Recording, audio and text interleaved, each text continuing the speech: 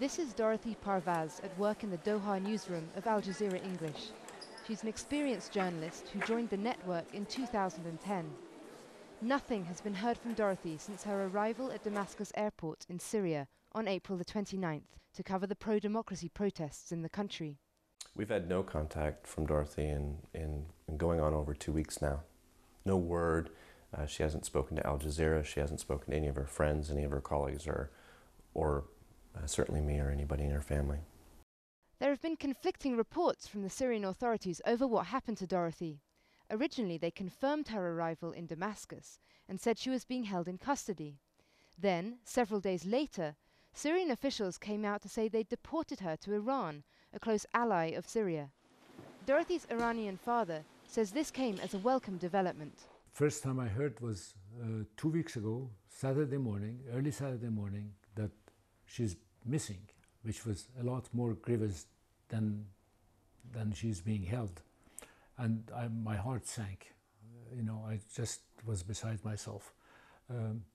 Later on, when the news came out that she's sent to Iran, I was much more relaxed than when I heard that she's missing. And I'm hoping that the Iranians will treat her with dignity and respect and mercy and compassion. Dorothy holds Iranian, Canadian and American citizenship. This picture shows her waving the Iranian flag during a football match between Iran and Iraq in Doha.